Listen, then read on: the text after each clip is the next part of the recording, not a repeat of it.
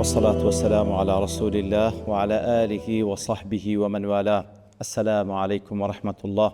برزان خوش حالم لبرنامج رامان بيم وخزمتان بمبس رزامن دي رب العالمين وهي وادان مئوي آجي السودي لور بقرن. برزان بيك ودسين خزمة سورة زلزلة، سورة زلزلة يان سورة زلزال، سورة إذا زلزلت يان سورة زلزلت أو نغانيهمو بيقو ترايا ديارة سورة زلزلة خلاف اجتدى لنوان علماء مكية يان مدنية لا قرنكترين مبستكان كلا سورة زلزلة رب العالمين لما باز دكاتن إثبات البعث واتا إثبات كردني زنديبونوه كوا قضية زور مهم ركنك الأركان كاني إيمان وهلوا أو أهوال بناخوش يعني كوا لقيامت دا إنسان روبروي دبيتوا وهروها هاداشتو السزال سركارو كردوا كان ده. بسم الله الرحمن الرحيم. إذا زلزلت الأرض زلزالها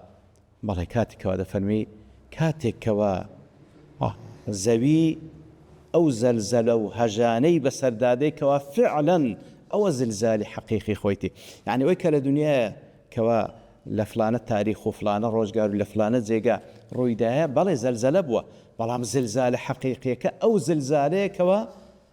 لە ئەهوالەکانی ڕۆژی قیامەت و قیامەتی بەدوادادێ ئەوە زلزالە حەقیقیەکە و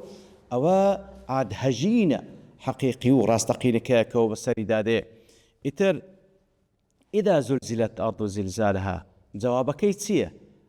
كاتك أو روج زلزالي أو زلزليك بسريدادي جوابك أويوكو ابن عاشور دفرمي لو كاتيه كوكو آتكاين دواتر ديتن لو روجيا يومئذ تحدث أخبارها بأن ربك أوحى لها ياخذ هندك دزانة تدفرمون كاتك أو زلزلي رويدا أو كاتا جوابك محذوفة لا درا تقديدك لبوي كاتك أو زلزلة رويدا أو جا حشر حساب دس بيدك. إذا زلزلت الأرض زلزالها وأخرجت الأرض أثقالها إنزا أو زاوية لنتيجة أو زلزلي كوا بسريدادي أو قرسايي كوا لناو سچي هلي قرتيا هموي فريددا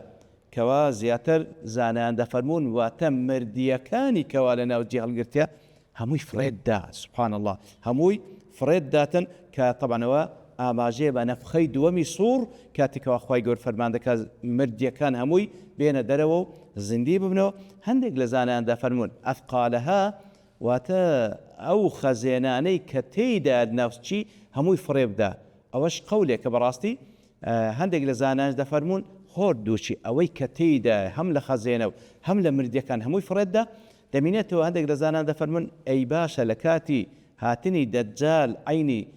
زوي أو خزيناني لناو هناوي تفري نادا بلي أو كاتش فريدا وأوي كدمينته وش لكاتي زلزلي أخيري هم مرديا كانوا هم خزينة كانيش هموي فريدا دا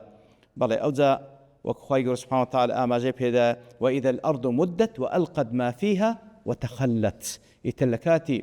نفخي سوري دوم أو كواتيدا لنا وناخي هموي فريدا زالو حالة وقال الإنسان ما لها أنت لو حالتك إنسان أو زلزلة دبيني دلي ما لها تسيب سرزبي هاتيا لبرتسي وادك زا أو إنسان اللي رداك خواهي قرباس كرده مسلمانة كافرة يعني هردو چانن بلي بالتأكيد همو دلين كافرة كان همو فاسرين دلين كافرة كان ودلين بەڵام هەندێک لە مفەسرین دەڵێن ئیماندارەکانی جوا دەڵێن لەبەرەوەی بەڵێ مسلمانەکان خوای گەورە باسی کردی پێغەمبەری خوا صلی الله علیه و سلم باسی کردیەکەوە ئەو زەلزەلەیە بەسەر ڕووی زەویدا دێ بەڵام لەیس الخەبەر کالمعاینە وەکو لە حەدیث پێغەمبەر صلی الله علیه و سلم هاتیە بەڵێ وەکو خەبەر وەریان گرتە بەڵام کە بە چاوی خۆیان دەبینن زۆر عەظیمە هیچی وای لێ بەسەر هینایە کافرەکانیش بەتەئکید طبعا عینی وا دەڵێن چی وای لەو زەویە کردیە ئەو هەموو زەلزەلە بەهێزە و أو هموش تيكلناو هناويتي فريدة طبعا زويش ديت ولامو صدكاتنو خبري خويدة داتا كببشتوان رب العالمين لواني دوات الباسي لكين. وصلى الله وسلم على نبينا محمد وعلى آله وصحبه أجمعين وآخر دعوانا الحمد لله رب العالمين.